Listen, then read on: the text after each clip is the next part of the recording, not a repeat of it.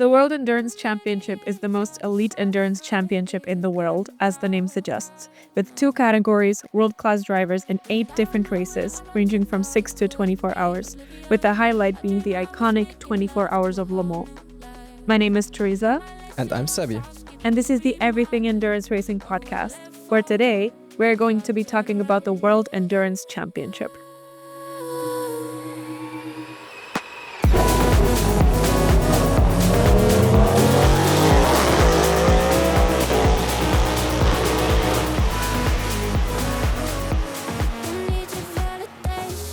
WEC is the biggest endurance series in the world right now, and that's because it's one, a world championship, as the name suggests, and two, one of the championships that currently have the hypercars racing for them. That's because hypercars are an incredibly inviting set of regulations because they're cheap and doable.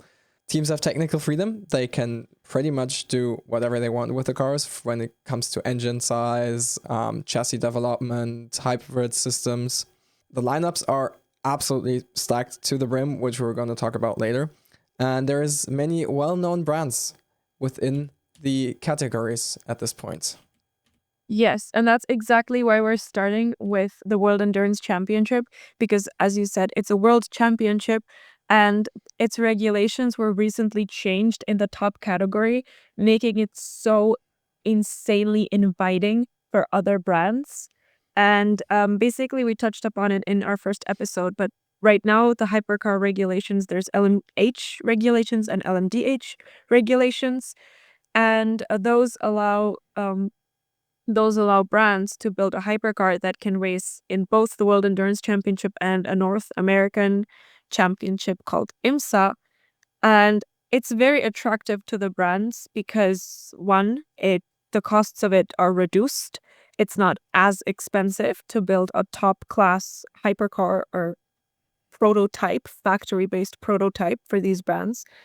And everyone's doing it. And there's so many of them, and not just in WEC, but IMSA as well. And so many new ones that are coming our way.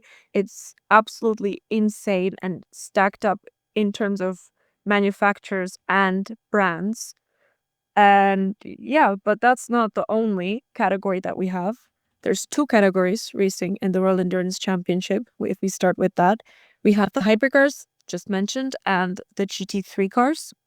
But we're going to start by continuing with the hypercars, but only briefly because the hypercars and their regulations are going to get their separate episode further on because there's so much to them. And Sebi, being a technical nerd he is going to explain a lot of it. But if you could give us kind of like an overview of what the hypercars in WEC are. Sure. The hypercars in WEC consist of, as you have mentioned before, the 2 subcategories of LMH and the more heavily regulated and standardized LMDH cars. They are all mid-rear engine, as a typical prototype car would be, as where the engine is placed right behind the cockpit in front of the rear axle. And there is currently a lot of brands actually building cars for these 2 regulations. If you're just only mildly interested in any form of motorsports and scrolling through Instagram, you have probably seen the most recent addition to the LMH side of things, which is the Aston Martin Valkyrie, a car that was originally supposed to race in the very first season of the new LMH regulation in 2020. I can't remember exactly the year it was supposed to race first. But they put that program back and now brought it back with the Heart of Racing. And the car sounds absolutely amazing after they have removed the mufflers now and have a screaming V12 engines with 6.5 liters of displacement. It's just mind-blowing how good this car sounds and how good it looks. Yeah, as you said, the Aston Martin and the newest addition to the grid of hypercars, we've just seen the edits. We've just seen the videos from testing now because it was officially announced last week or the week before. Absolutely insane sound. However, I am a big Cadillac fan. because up until now, the sound of the hypercars very cool, very loud. Like I love it. But the Cadillac was just different. It was louder. It had like the roar to it. And no matter where you were at the track, you can tell when the Cadillac was driving past you. And I think in terms of that, the Cadillac is one of my favorite cars. And also looking at it from the non-technical perspective, I have spoken to a lot of hypercar drivers, and all of the hypercar drivers are telling me, oh, it's the most physical car I've ever driven. It's the most physical, intensive car I've ever driven. But then Cadillac drivers are telling me that it's really easy, that it's not physical, that it's very nice and welcoming to drive. And I think that's also important when you're building a hypercar, is for it to be very as easy as possible for the driver and not it to be overly physical in that sense. So I think that's also very important to mention with a hypercar. So that's why I am a big fan of the Cadillac hypercar. I think it's really cool, and right now the only American manufacturer we have on the grid. Exactly. Although technically the Aston Martin is more American than it is British at this point as well, because the team that's prepared the cars for WEC and IMSA is an American team. Anyway, I think we can just briefly touch over the different brands we have in WEC at the moment. I'm pretty sure you know a lot of them. First and foremost, we have one of my favorite brands in the world, which is Porsche. They are currently racing with 2 factory cars and a handful of customer cars. It kind of fluctuates a bit depending on the race. One customer car this year. Only 1 customer car this year. Okay. Then we have Cadillac, which Teresa already mentioned a second ago. We have Aston Martin, we have Ferrari, we have BMW, Alpine, Peugeot, and Toyota. Yes, and to kind of look into the teams, so Aston Martin, yeah, done by an American team. However, Cadillac, last year it was under Chip Ganassi, Cadillac Racing. In WEC, however, this year it's under Jota, which is a British team. So, you know, British team, American manufacturer, Aston Martin, British manufacturer, American team. It is what it is. But Russian space station components, American space station components, all made in Taiwan. If you get that reference, you get extra points. Cadillac with Jota, a really cool partnership, because last year Cadillac had only 1 car in WEC with 2 drivers basically, and then Sebastian Bourdais kind of joining the 2 drivers, who were Alex Lynn and Earl Bamber, for a few races. But this year there's a regulation that every single manufacturer has to have 2 factory supported cars in WEC, which I think is really cool. So we have 2 Porsches, 2 Cadillacs, 2 Aston Martins, 2 Ferraris, 2 BMWs, 2 Alpines, 2 Peugeots, 2 Toyotas, and then we have 2 customer hypercars. The Ferrari in the AF Corsa team, which is the yellow hypercar, that's the customer Ferrari, and then Proton team has a customer Porsche. And as you have mentioned, Sebi, there was a few more Porsche customer programs, because last year Team Jota had 2 Porsche cars. This year they have the Cadillacs. And yeah, that makes for such an exciting feel. And it's also because we have a lot of new manufacturers joining us in the future. We have Genesis that is going to join us next year for 2026. They just announced that they're developing their hypercar in December. It's Pippo Derani and Andrea Lotterer, which, in my opinion, probably the 2 best drivers you could get to develop a hypercar right now. If Genesis is not of any meaning to you, Genesis is the luxury brand of Hyundai, who have an enormous amount of experience in motorsports, even though you might not see them as much, but they have been running in other smaller categories of motorsports. They have been running in rally and everything, so you can be sure that that's going to be a car that will definitely be a contender for winning races. And team as well, because the whole team and operation is being overlooked and run by Cyril Abiteboul, former F1 boss of Renault back in the day. So I think that's also very interesting, because he knows what he's doing. He's been in this for a long time. And I think it's really exciting to have him join WEC and overlook this program. We also have Ford, who just announced that they're putting together their hypercar. We're expecting a McLaren announcement soon for a hypercar. Basically, we're in the golden era of hypercars. Everyone wants to have a hypercar these days. So, yeah, and WEC is a great place to have one. We also had like a couple of other manufacturers or privateer entries who unfortunately we have lost during the last few seasons. The first of them was probably Glickenhaus, who built a car that looked kind of retro inspired and probably was the car that was the most hypercar in terms of looks and everything from all of the cars. They unfortunately left due to disagreements, let's put it like this, with the way WEC was organized.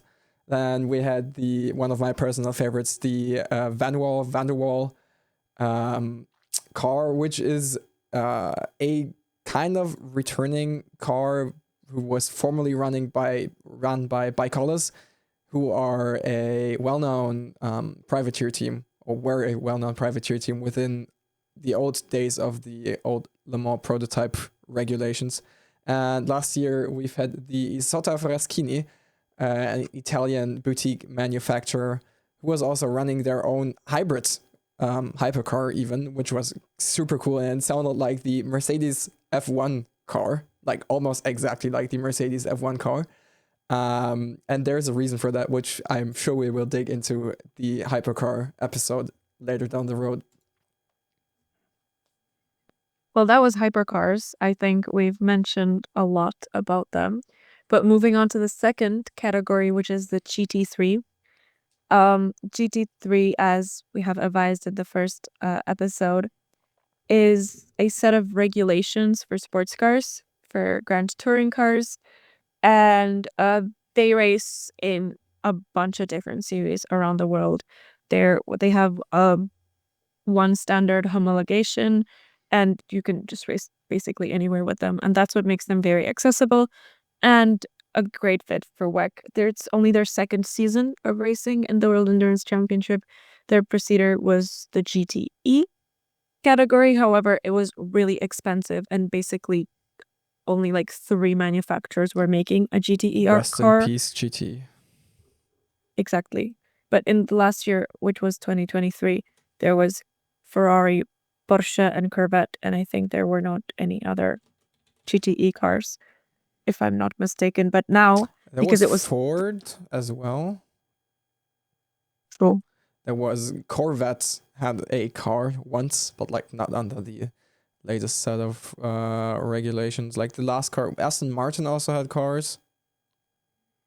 But in 2023, it was Oh yeah, in 2023 way it more was like closed off. 3 cars or something, unfortunately. Yes, exactly. Now, however, they switched to GT3 cars, and they made a rule similar as in the hypercars, that there can be maximum and minimum of entries per manufacturer, which means there has to be 2 entries per each manufacturer. And now, as of 2025, we have Aston Martin, Ferrari, BMW, Corvette, McLaren, Mercedes, Ford, Lexus, and Porsche. Just insane grid. And you have 2 of each of those. Exactly. We can quickly touch upon some of the most notable entries, I think, in GT3. For example, this year we have a very special partnership between the Iron Dames team and Porsche, or Manthey for that matter, who will be supplying the car for the all-woman Iron Dames team. We have seen Iron Dames before. They used to be a pretty well-known Porsche customer within the GTE regulations as well. And last year they have been running Lamborghinis.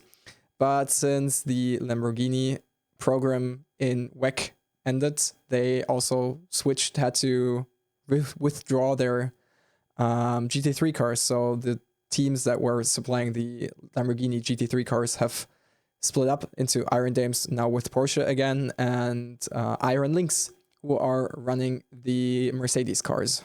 Yeah, so starting with Iron Dames. Iron Dames is such a cool program to promote female racing drivers, and they run a all pink livery, and they have hot pink race suits and absolutely genius marketing. They're everywhere. You can see them everywhere, and you can see the pink Porsche, or last year the pink Lamborghini, just going. And it's one of the most effective female programs in endurance racing or racing in general. And yeah, it's really cool to have them. And this year, for the first time, one of the Iron Dames, Michelle Gatting, a great racing driver from Denmark, she's officially a Porsche factory driver, which we didn't have before, and now which is amazing. None of the Iron Dames have been factory drivers before, or as Iron Dames. Obviously, Rahel Frey back in the day was an Audi factory driver, but not as an Iron Dame. And I think it's a great step for women to go forward. Probably one of the most notable girls to come out of the Iron Dames program is Dorian Pin, who is currently racing in F1 Academy with Mercedes, or was. I'm not sure if she's confirmed again for the upcoming season. She was racing with Iron Dames, supported by Iron Dames in the LMP2 category, until that was unfortunately retired from WEC. Now she's racing in F1 Academy, and she's doing well there, and I hope she's going to continue to grow into her role and maybe someday drive in official Formula 3, Formula 2, Formula 1, hopefully. Yes, and to continue with the GT3 category, not all of the drivers are professional drivers. Not all of the drivers are top professionals. Unlike hypercars, where all of the drivers are like the top of their fields, like the best drivers you can get in endurance racing, in LMGT3, it's a bit mixed. Some of the names you might recognize from feeder series of the F1 ladder or other championships, but to kind of just run through them and through the most famous names, perhaps. We have the WRT team, which run BMW GT3s with Valentino Rossi in the number 46, which I think is the most notable mention of the GT3 category. We have Johnny Edgar with Danny Ungadea in the Corvette, and Ben Keating, quite a legend in endurance racing, but perhaps not a familiar name to those who are just getting into the sport. We have Sean Gelael, we have Gregor Sossi, we have Maxime Martin, also a great endurance racing driver, and newly a Mercedes driver, and then obviously the Iron Dames and other names. But I think it's, if you're just getting into the sport, getting around hypercars may be a bit easier. The GT3 category is the lower category, and unfortunately the less televised one.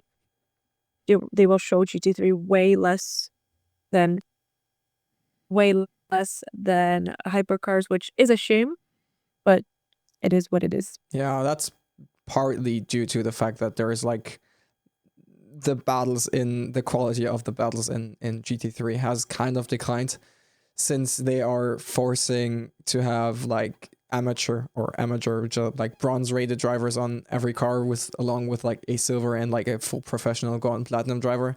So you can immediately tell the cars apart when there's like good battles happening in GT3, which is rare. It's probably two gold or platinum drivers racing each other. And the battles in silver and bronze can be quite good as well, but a lot of the good bronze drivers are unfortunately not in WEC.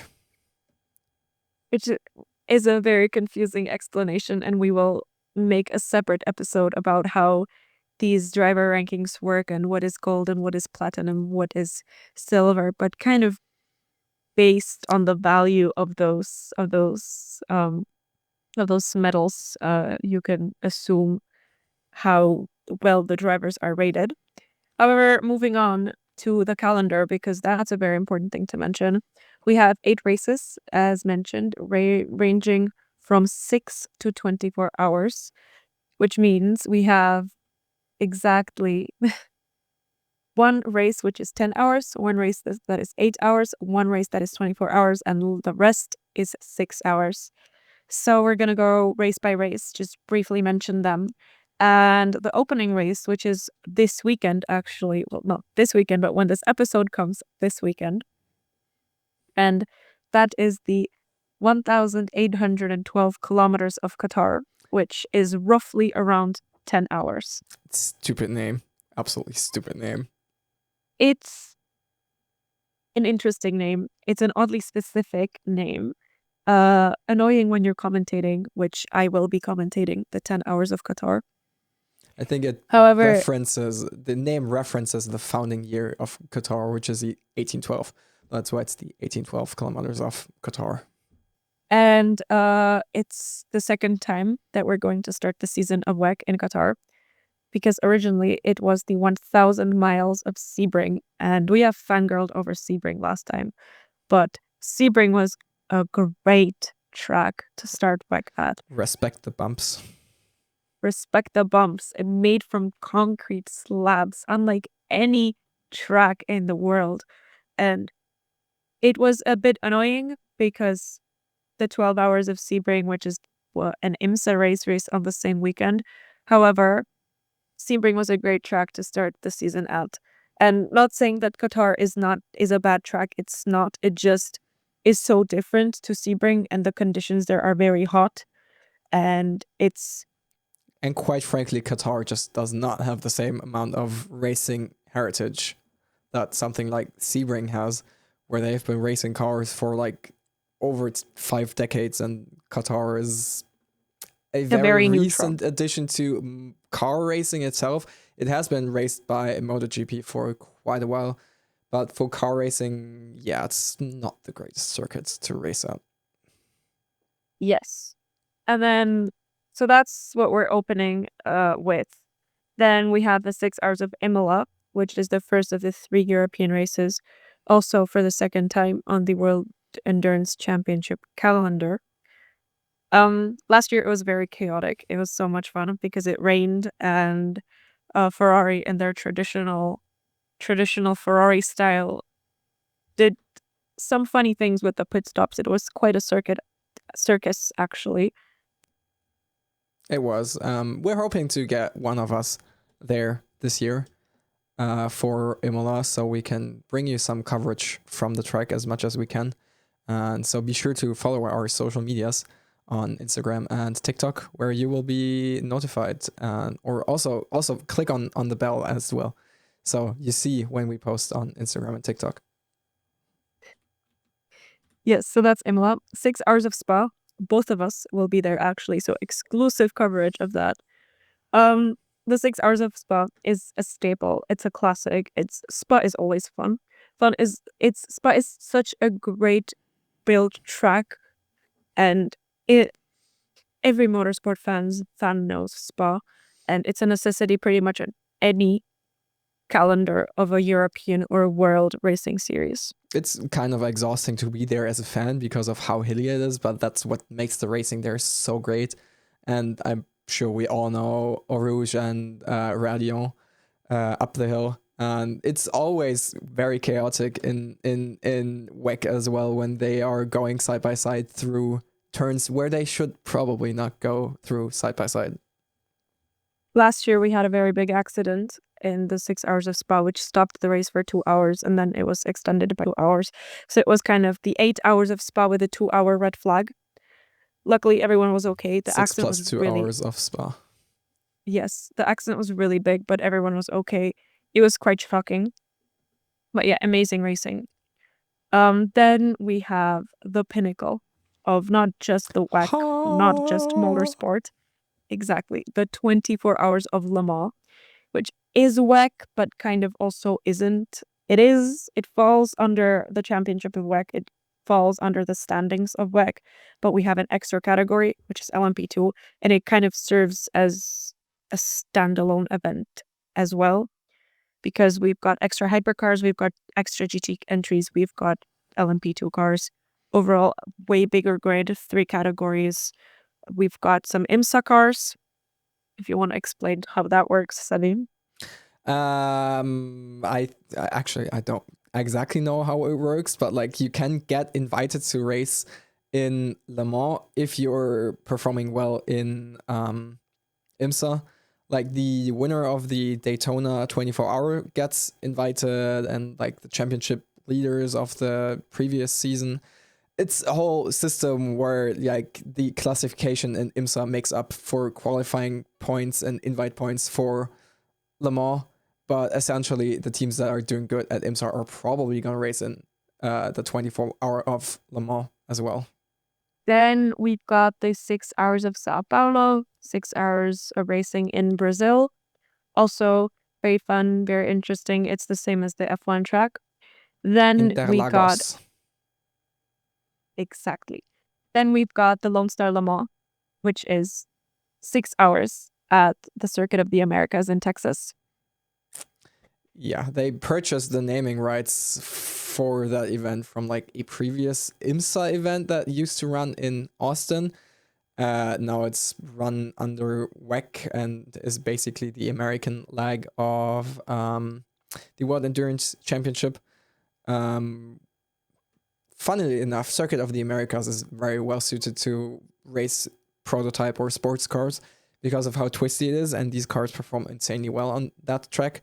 And it's just a very well built circuit with great facilities, so it's very enjoyable for fans and drivers and teams as well. Which we know from F1 anyways. Then moving on, 6 hours of Fuji. That's definitely a track that's on my bucket list to visit one day. It's a track in Japan just below Mount Fuji. Insane panoramic view. It's so pretty. It's a nice track. Very nice track. Very fun to watch. And the Japanese fans are crazy. There is so many people there, and the Japanese fans aren't like us Europeans. We're just swarming drivers. The Japanese fans are super respectful, and it's just a very very enjoyable race to be at. And I would also very much love to go to that race, but Japan is really expensive and a very long flight for us Europeans here. Maybe one day we'll get to go to Japan and experience this If race. this podcast ever becomes successful, so subscribe. Because it's definitely on the bucket list. But moving on, last race of the season is the 8 hours of Bahrain, 2 months after Fuji in November. And basically that's where it all comes down. That's where the title battle happens. That's where it's everything or nothing. And we've seen it last year in the 8 hours of Bahrain, where the Porsche number 6 with the lineup of Kevin Estre, Lawrence Vantor, and André Lotterer. Insane lineup, might I add. Like what probably the strongest lineup WEC has had in a while. They were fighting for the championship, and they were really successful all throughout the season. And then in Bahrain, for some reason, they just made a lot of mistakes, and it was stressful to watch. And that's what makes it so exciting, because you don't know if they're going to win or not.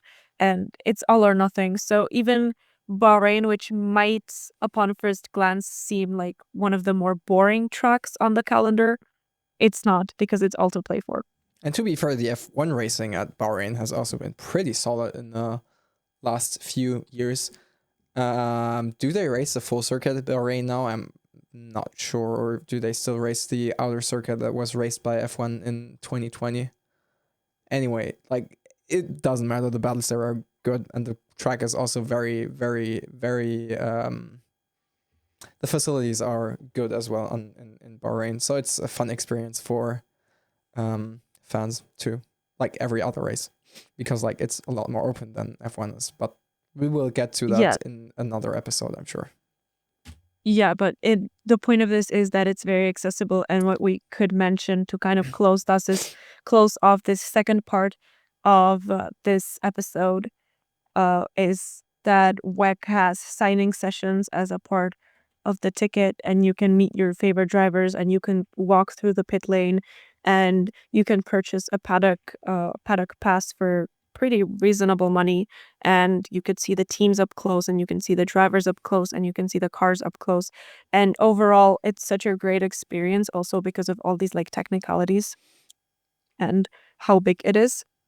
But our last and final part of this podcast is some notable drivers, because a lot of drivers don't do just endurance racing. a lot of these drivers are, especially in the hypercars, we're going to talk mainly about hypercars. We have ex F1 drivers, we have current Formula E drivers, and then we have drivers who are doing so many other championships. But we're going to start by ex Formula One drivers because there's 14 of them this season in hypercars in WEC. And that is Stoffel van Dorn, Paul de Resta, Nick de Vries, Sebastian Buemi, Mick Schumacher, Sebastian Bourdais, Jean-Eric Verne, Will Stevens, Kamui Kobayashi, Kevin Magnussen, Jensen Button, Antonio Giovinazzi, Robert Kubica, and Brendan Hartley. What a lineup of drivers. Yeah, for sure. And there is have been speculation that some other notable figures from the F1 circus in the names of Sergio Perez might do a quick stint in the 24 hours of Le Mans, but that has yet to be fully confirmed. It's been speculated for a while, and it's also been, we have made a post about that on our social media, so we won't get into too much detail on this one. Yeah, and also Max Verstappen has said openly, and he's very open about it, that he wants to do WEC and Le Mans, especially now that the manufacturers, there's so many manufacturers and that it's booming. So definitely a popular destination of these ex-F1 drivers. And Kevin Magnussen in the BMW, that's for sure a big name. Last year we had Mick Schumacher for the first time. But yeah, then we have 6 Formula E drivers. We have Stoffel van Dorn, Sebastian Buemi, Jean-Eric Verne, Robin Freins, Norman Nato, and Nick de Vries. There is also 3 names of those you should probably recognize from Formula One. Mainly Stoffel, Sebastian, and Nick de Vries. And Jean-Eric Verne. Well, I can't remember him that vividly, but yeah, he was in F1 as well. 3 seasons with Toro Rosso back in the day. Right. And then a segment that I'm personally very interested in. There's exactly 3 drivers, 3 hypercar drivers that are doing both WEC and IMSA. So as we have mentioned, IMSA also does hypercars, and they're the North American Championship, and it's not usual for drivers to do both championships. It's actually quite unique, and we haven't really had that before. However, this year, we have 3 drivers doing it. So we have Mathieu Jaminet, Matt Campbell, and Earl Bamber. So Jaminet and Campbell are Porsche drivers, and each will do around 4 races in WEC. We know for sure that they're not going to do the full championship, but they're definitely doing the longer races. So Qatar, Le Mans, and Bahrain with their teams, so with their cars. So Jaminet in the number 5 Porsche Penske, and Campbell in the number 6 Porsche Penske. And then Earl Bamber, for some reason, is doing the entire season of the World Endurance Championship and then the entire season of the IMSA WeatherTech Championship, which I think is funny because he's racing with Jota Cadillac in WEC, and then Cadillac Whelan in IMSA, where his teammates are Felipe Drogovic, Jack Aitken, and Frederick Vesti.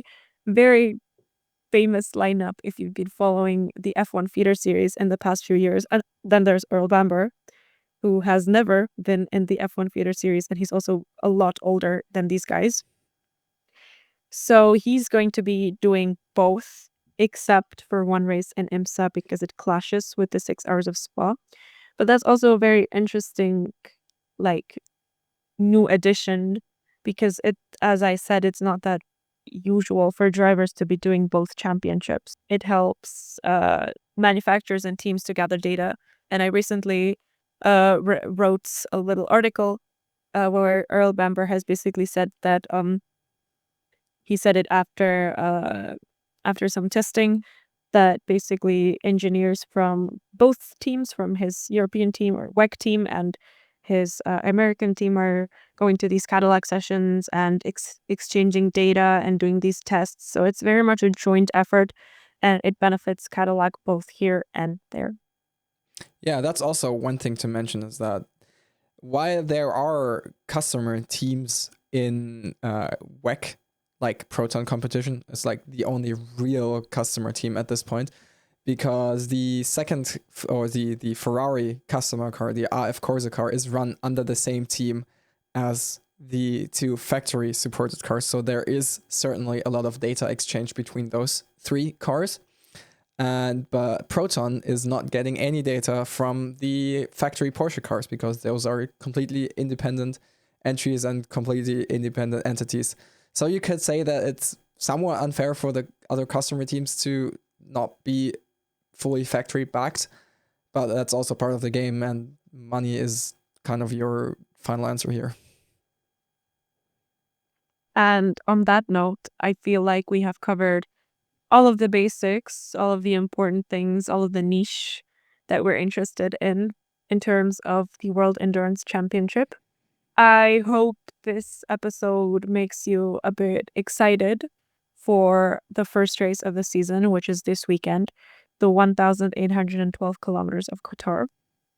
As Sebi has mentioned multiple times, follow our social media, both official Instagram and TikTok account of Everything Endurance Racing, and our personal social media accounts, because we also both work in motorsport and do a lot of personal content about endurance racing and other series. And that's it for this week's episode. Yeah. Just a quick note on the date for Qatar. Qatar is on Friday, the 28th of February, which is a Friday. That's because of Ramadan, the Muslim fasting month.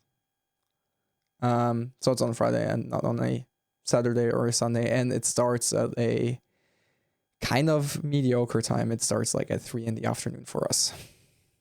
It starts at 12 o'clock midday for us, actually. Right. And yeah, make sure to tune in, watch the whole race, watch the end of the race, get familiar with endurance racing, because it's a great start to your endurance racing journey. And in our next episode, we're going to be talking about IMSA, which we have mentioned a few times in this podcast. So I hope you enjoyed it. Make sure to follow. I will leave links comment from where you can watch WEC down in the description of the podcast. Exactly. And that's it for today's episode. So see you soon. Bye-bye.